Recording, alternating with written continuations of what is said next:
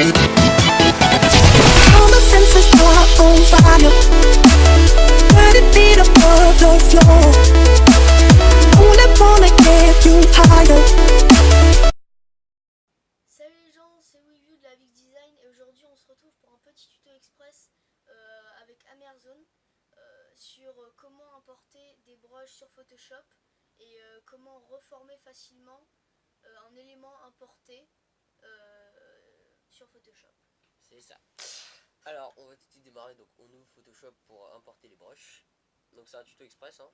Donc ça veut dire qu'il va être assez rapide. Donc on va faire de nouvelles compositions, donc CTRL N. Là vous mettez n'importe quoi, vous mettez personnalisé, vous mettez celle que vous voulez, donc vous mettez en pixel.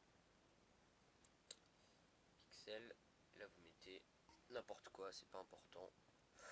Bon écoutez, on va laisser ça, hein. C'est juste vraiment pour vous montrer. Donc on clique sur l'outil pinceau, on clique là, ici là, donc c'est pour ouvrir le sélecteur de forme prédéfini, donc c'est les brushes. Vous allez sur la petite flèche vers la gauche, vers la droite, je connais pas ma gauche et ma droite, c'est grave. Et là vous faites charger des formes, et normalement en fait vous avez importé des brushes vous avez importé des brushes dans le dossier. Donc le dossier c'est, donc par exemple vous téléchargez un pack de brushes par exemple, et attends, je vais vous montrer. Par exemple vous avez téléchargé un pack de brushes, vous allez dans ordinateur, disque local C, vous allez chercher Photoshop. Moi c'est la version portable, donc elle est dans programme, Adobe Photoshop C5 portable. Une fois que vous êtes sur votre Photoshop, vous allez dans preset, et là vous avez vos brushes, et là vous importez tous vos trucs qui sont en ATN ou ABR. Donc une fois que vous avez importé vos trucs, enfin vos brushes, vos packs de brushes, vous allez dans, comme je vous ai dit, ici là, la petite flèche vers la droite, charger des formes. Là vous choisissez votre brush que vous voulez, enfin votre pack de brush que vous voulez importer, donc vous double-cliquez dessus.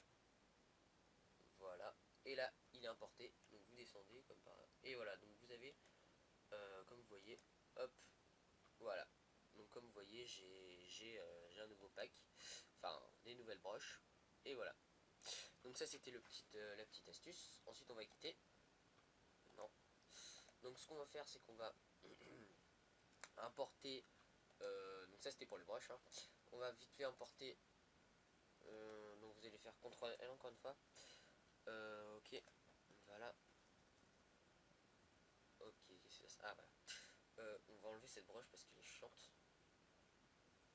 On va mettre celle-ci. On va la baisser déjà. Voilà. Donc on va faire fichier importer. C'était juste pour vous montrer comment il faut faire, hein.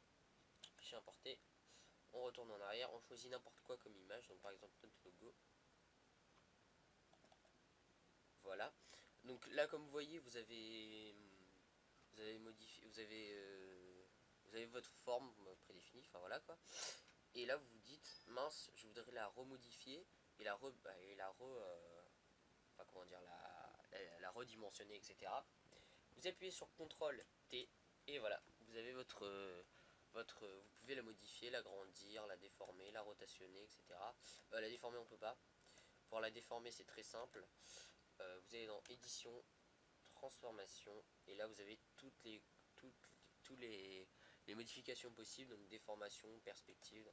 Perspective, ça permet de créer une sorte de perspective, voilà, comme ceci, donc on a l'impression que ça part vers le haut, donc c'est plutôt sympa comme perspective.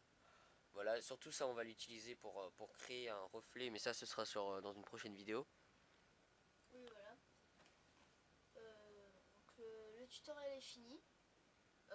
Donc on se retrouvera prochainement pour d'autres tutos express sur d'autres thèmes, comme par exemple faire un reflet ou faire une ombre.